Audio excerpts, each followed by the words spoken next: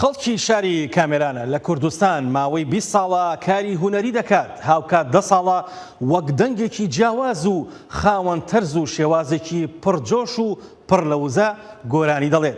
خاوەنی چەندین کاری هونەریە. زۆربەی شاکارە هونەریەکانی بۆ ژیان دۆستی و هونەری بەرگریە دژی ستەمکاری و دڕندەیی بەرامبەر میلەتی کورد. ئەو بە خەونێکی گەورەوە دەژی. ئێستاش کاوە فەتحی میوانی زایڵەی داهێنانە. کاکاوام کاتت باش. ڕۆژ دوێەوە هەروە بۆ بینەران و بۆ هاوڕێیانتان هەر بژین. لە هەر شوێنێکی کوردستان جەنگ و پێشێلکاری و ستەمکاری هەبێت، دەنگ و سەدای تۆ لەوەیە. هونەر دەتوانێت ڕووی ڕاستەقینەی بەرەنگاربوونەوەی ستەمکاری و جەنگ بێت، یان دەتوانێت بێدەنگ بێت. ڕای تۆ چییە کاکاوە؟ بەڕای من ئێمە لە جوغرافیایەکە لە دنیا هاتوین، لە جوغرافیایەکە ژیان دەکەین، لە وڵاتێک وەکو کوردستان بە ناوی کوردستان ژیان دەکەین و ئەو هەموو دڵم و ستەم و داگیرکاری لەسەر وڵاتی ئێمە هات. ئێمە ناتوانین بێتەفاوت لە وەزاکەین. هونەر ئەبێ وەکو شەیپور بێ و خەڵکەکە ئاگا بکاتەوە، نەوە وەکو لایە بێ خەڵکەکە بەخەوت. چونکە هونەر دەتوانێت گەورەترین تلیفۆن بێ بۆ ئەوەی کە خەڵکەکەمان و هەروە لاوەکانمان ئاگا بنەوە. بەڵێ کاکاوە، ئێران خاوەنی داریوشە بۆ وەک دەنگێکی ناڕەزایی هونەری و وتنەوەی ئەو هەڵبەست و هونەرانەی کە بوونەتە هێمای بەرگری و ژیان دۆستی دژی ستەمکاری کۆماری ئیسلامی. لە ڕۆژەڵاتیش دەنگی تۆ بۆتە هێمایەک بۆ هاودەنگی و بەرگری لە مافەکانی مرۆڤ و مرۆڤایەتی. تا چەند ئەم سیمایە لە ڕۆحتدا دەژی و بەردەوامە؟ ڕاستی هونەرمەند ئەو شتێکە ئەبێ بەیان بکە ئەبێ ئەوەڵ لە دەرونیا بێ، لە ڕۆحیا بێ و هونەرمەند ئەبێ مەسئول بێ لەگەڵ بۆ خەڵکەکەی لەگەڵ خەڵکیا بێت. هونەرمەند شتێکی لە دەرونیا بێت ئەیداتە دەرەوە. یعنی هەر هونەرمەندێک کە ئێستا هەر کارێک دەکات شتێکە لە وجودیا هەیە، هەرچی لە وجودیا بێ ئەیداتە دەرەوە. منیش دەرد و غەم و مشکلی کۆمەلگام زۆر ئازار پێدا. ئازاری کۆمەلگا ئازاری من و نەم دەتوانیت لەو وەقە بێتفاوت بن. چونکە ئێمە دوبارە دەڵێن لەو موقعیەتێکی یا لە جوغرافیایەکی وەکو کوردستانێک ژیان دەکەین و خەڵکمان لەژێر زوڵم و ستەمدان. هونەر و هونەرمەند ئەبێ لەو ڕاستە لەو بیر و باوەڕا زۆرتر حرەکەت بکات، زۆرتر ببینەوە. بەڵێ کاکاوە، هەڵبەت هونەر دەتوانێت چی بکات بەرامبەر ستەمکاری و دڕندەی دیکتاتۆرەکان بە تایبەتی لە ڕۆژەڵات و لە ئێران؟ هونەر نە لە کوردستان، لە هەموو وڵاتەکانی دنیا توانیوە یارمەتیدەری خەڵک بێت. هەروە ئێمە خۆتانیش ڕەنگە باش بزانن کە لە شیلیا هونەر زۆر توانی هاودەنگی خەڵک بێ و زۆر توانی کە خەت بدا بە خەڵکەکە و هەروەها لە ئەرجەنتینا هونەر لە دژ بە دیکتاتورەکان بەڕاستی کاریگەر بوون، بەتوانی دەنگی خەڵک بن و ئینقلابەکانیان زۆربەیان سەرکەوت. بەڵێ کاکاوە، هەڵبەت بەشداریت کردووە لە چەندین فیستیڤاڵ و چالێکی هونەری لە ئەوروپادا. گرنگە بۆ ئەو بەشداریەتان بۆ ئێمە و بۆ بینەرانی دەنگی ئەمریکا و زایڵە زیاتر بۆمان باس بکەن. ڕاستی بەڕێزم، من کاتێک لە کوردستانی ژابووم لەحزە بە لەحزە دێقە بە دێقە و ناڕەحەتی و ئازادی خەڵک لەگەڵ مابوو. فلان کرد لە دەرەوەی وڵاتم ڕەنجی گەلەکە، مشکلی گەلەکە، مشکلی من بەڕاستی ڕۆحم لە کوردستانە، بەس جسمم لێرەیە و ئەوە کارێکی زۆر کەمە. ئەبێ هەرچی لە دەستمان بێت، ئەبێ بە هەر جۆرێک بتوانین دەنگی ئەو خەڵکە بین. چونکە بەڕاستی ئەو خەڵکە حەماسەیان قورقاندووە. هیوادارم کە سەر بکەوین، بە سەرکەوتنیش هیوادارم نزیک. بەڵام بەداخەوە ئێمە بیر و فەلسەفێک ئێمە گەر کاران یارمەتیدەری کوردستان ببایە، بەڕاستی ئێمە زۆرتر زوو سەرکەوتین. چونکە ئێمە بیر و فەلسەفە و فکرێک وەک ژیان و ژیان ئازادی بەس شعرەکەی نییە. ئێمە بەڕاستی ئەو فەلسەفە ئەو بیر و فکرێک گەلانی ڕۆژهەڵات و خەڵکی ڕۆژهەڵات لەگەڵ یا ژیان کردوون و باوەڕیان بەو دوورشمە هەیە. بەڵام بەداخەوە کاران بەس ڕۆژ و ئێستا هەنووز ئەو کوتیانە و ئەو کوتی ئازادی خازانەیانە لە پشتی شعارەکە هەنووز تێ نەگەیشتون چی لە پشتی ئەو شعارایە. بەڕاستی ئەگەر ئەوان تێ بگەشتیان وەکو ڕۆژهەڵاتی کوردستان ئێران زووتر ئازادەیە، وەکو کوردستان کە چەند جارەسەن ئازاد کرا. بەڵێ کاکاوە هەڵبەت پرسیارێکم لا دروست بوو ئێستا فەرسەفەی یان تێڕوانین و ڕوانگەی ژنجیان ئازادی کە هەم وەکو هونەر هەم وەکو هێزێکی بەڕەنگاری ڕوبەڕووی یەکێک لە ستەمکارترین دەوڵەتەکانی دنیا بۆتەوە کە کۆماری ئیسلامی ئێرانە. بەڵام تا چەند دەتوانرێت هەم هونەر هەم هەمانگێکی شارستانی بتوانێت ببێتە زایاڵەیەکی جیهانی کە ئێستاکە هەنگاو دەنێ بەرەو ئەو زایاڵە جیهانیان هەنگاو دەنێت بەرەو ئەو هەماهەنگیە جیهانیە لە ڕێی هونەرەوە.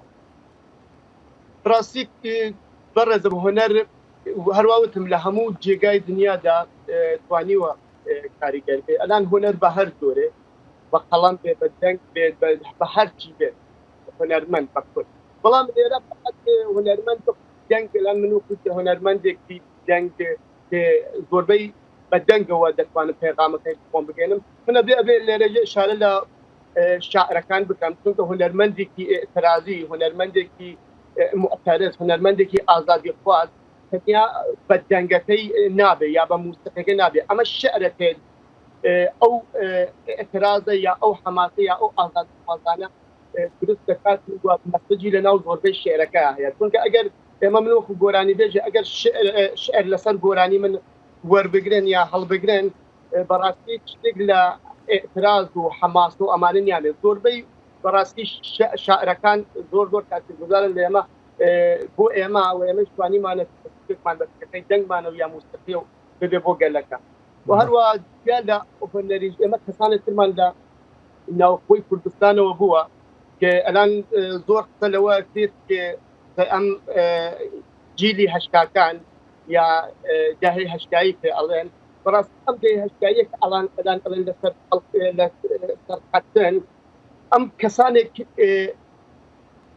مامۆستایان بوون لە ڕۆژهەڵاتی کوردستانە زەحمەتیان کێشاوە کە ئەم کەسانیانە ئەم گەنجانیانە دروست کردووە، وەکو مامۆستا شەهید فەرزاد، وەکو شەهید باجوور. ئەمانە کەسانێکیان زۆر کەسان تر هەن کە ئەم کەسانیانە ئەم گەنجانیانە ئاوا دروست کردووە. نە هەر هونەر، هەمومان بە هەر جۆرێکە توانین توانین هەندەر و توانین کۆمەک گەنج و هەروە خەڵک وەرگرت. بەڵێ کاکاوە هەڵبەت پرسیارێکی گرنگم لا دروست بوو، زۆر چەند گەڕانەوە بۆ یەکێک لە شاکارەکانی تۆ بۆ ڕۆژاوا ئەو جیاوازی ئەم گۆرانی تۆ هەم هەڵبەستەکە و هەم ئەو مۆسیقایی لە پشت ئەم گۆرانیەوە حەزوری هەیە، ئامادەجی هەیە، بەڕاستی تێڕوانینێکی جیاواز و هەم سەدایەکی جیاوازی هەبوو. تۆ تا چەند توانیت ئەو هینە دروستکەی، ئەو هارمۆنێتە دروستکەی لە نێوان هەم مۆسیقاکەیە هەم ئەو حاڵەتە گەورەی کە لە ڕۆژاوا ڕوویە لە کوردستانی سووریا و هەم کۆکردنەوەی ئەو شیعرە بە شێواز و کلیپێکی جوان و ڕەنگی؟ بەڵێ من ئەو کاتێ کوبانی ئەو لەو وەزعا بوو، بەڕاستی هەمووی ڕۆژهەڵات بە دڵێکی بەدڵەوە ئەمباری کوبانی و وازی ڕۆژاوا بوون. من ئەو کارە بە یەک هەفتە دروستم کرد، یعنی هەموو کارەکە بە یەک هەفتە دروستم کرد. بەڕاستی شعرەکە زۆر بەقووەت بوو، شاعرێکی لای خۆمان بوو. کاتێ ئەو کارمە دروست کرد من بە ڕۆژێک ملودین بۆ دانیا شعرەکەیم حەفظ کرد، ڕۆژمە ئستودیۆ، دوای ئەوە دوای 4-5 ڕۆژ تەنزیمی دروست بوو، ئامادە بوو هات. لێرە کاتێک تۆ شتێک ئەبینی یا وەستێ ناخۆش ئەبینی یەکجار لە بواری بنەدێ و تێکوە حتا ئەو کات ئەگەر تو درستی کەی بەڵاوی بکەیتەوە زۆر دەتوانێت کاریگەر بووە تەئسیرگوزار بێت. من زۆر کارەکانم لەسەری وەخت دانەناوە، نە هەر کاری زۆربەی کارەکانم وەختی لەسەری دانەناوە بۆ بۆنەی کە کارم ئامادە کردو وەختی بۆ دانم ئەسڵەن یەک مانگی بۆ دانم 20 وەختی دابنم یەک دەست ئەبینی لە کوردستانە لە ڕۆژهەڵاتە وەستێک درست ئەبێت و مەجبوری ئەبێت ئەو کاتە کارێ دروست بکەیت بەس تو ناتوانیت کاتێدا بێ بەڵام هەز و هەروە بتوانی ملودی کەڵ بکێری کە بتوانێت شعرەکە باش پێغامەکەی خۆی بگێت ئەوە زۆر زۆر گرنگە و هیوادارم کە بتوانم ئەو کارە بکەم تەلاش بکۆم دەکەم حەزام دادان توانی وانە یان نەمانتوانی وەدی خەڵکە بێ ڕیان بدەن. بەڵێ کاکاوە هەڵبەت ڕەنگە زۆرێک لە بینەران بپرسن میلۆدی زۆرێک لە گۆرانەکانت هی خۆتن یان زۆرێک لە کەسانی ئاوازدانەریش لە پشت میلۆدەکانی تۆن بێجگە هەم لە شعرەکان و هەم لە خوێندنی لەلایەن بەڕێستانەوە؟ بەڕاستی زۆربەی ملودیەکانی هین خۆمە یانێ کاتەیە شعرێ بۆم دێ لە چەند گامە من لەسەری تەمرین دەکەم و لەسەری کار دەکەم چەند بار تکراری دەکەمەوە هەر کامی باشتر بێ بەلامەوە دەچمە لەسەر تەنظیمی ئەو کارە. زۆربەی گۆرانیەکان و ملودیەکان زۆربەی ملودیەکان ملودی خۆمە. بەڵێ کاکاوە زۆر گرنگە بەلامانەوە بۆ بینێرانی زاڵی دەنگی ئەمریکا گرنگە پرۆژەکانی ئێستا و داهاتووی تۆ پێمان خۆشە گوڵبژێرێکی پرۆژەکانی خۆتمان بۆ باسکەی هەم لە ئێستاە و هەم بۆ داهاتووشت. بەڕاستی دووبارە ئەڵێ کاتێک تۆ وەزعی کوردستان دەبینی تۆ دەبێت کارێک ئەنجام بدەیت ئێستا بۆ ڕۆوازی ڕۆژهەڵاتی کوردستان یا بۆ باشوور بۆ ڕۆژاوا بۆ هەر وەزعێکی کوردستان ئەبینی لەناو ئەم هەفتە شتێکتر ڕوو ئەدا وەزعێتر پێشتە یانە تۆ تیشبینی ناکەم من کارم دروست کردو کوردستانی کارێک دروست کردە بۆ بەڕاستی کامل کوردستانی بوو بەس ئەم وەزعی ڕۆژهەڵاتە ئێستا هاتەدەرەوە وەزعەکە ئێستا ڕوویداوە بەداخەوە نەمتوانێت و کاران دروستەوە ئێستا زۆربەی گرنگی بە شەهیدەکان دەدەم و هەروەها زۆربەی گرنگی بە ئەو حەماسە دەم کە ئەو کانە لەسەر شەقامەکان و کوردیان کردە وە گەلەکەم و لێرەیدا من وەکو هەستێم خۆشە کە ئەوە باس بکەم تۆزێ ئێمە وەکو کەسێکە کاری هۆنەری دەکات من بەس بە فەیسبووکی یا بە ئینستایەکەوە درۆم کردووە هیچ کات لە میدیاکانەوە خۆم دەرنەخستەوە پێمش گرنگ نەبووە چونکە من پێم خۆش بوو فقط دەنگی خەڵکم بۆ دەرخستنی خۆم نەبووە و ئەوە شتێک لە بیر و لە باوەڕمایە بەداخەوە یەک لە میدیاکانی باشوورە ئێمەلان میدیاکانی باشوور زۆر بەهێزن دەتوانن زۆر کاریگەر بن زۆر گەنجەکانمان ئاگاکەنەوە و ملودیان و هونەرێکی باش پێشکەشی خەڵکی باشوور بکەن بەڕاستی ئەومانە نەبینیوە چونکە حەیفە قرار نییە هەموو وەکو بیزینسی لێ هاتووە ئەوە تا ڕادێک ئێمە ئەزگەتەکە و هیوادارم زۆر گۆڕانکاری لە میدیا و بەرنامەکانیان بکەن چونکە ئەگەر نەکەن بەڕاستی ئێمە زۆر بەزووی سەر ناکەن چونکە میدیا و هەروەها ڕاگەیاندنەکان دەتوانێت بە باشی خەڵک ئاگاکاتەوە بۆ ئایندەی کوردستان. بەڵێ زۆر سپاس بۆ کاتی پێت بەخشین کاکاوە فتحی هەر بژین بۆ زایڵی داهێنانی دەنگی ئەمریکا کاتێکی خۆش. زۆر سپاسانەکەم هەر بژین. هەر بژین. دەنگی ئەمریکا سەرچاوەی متمانە پێکراوی هەواڵ و زانیاری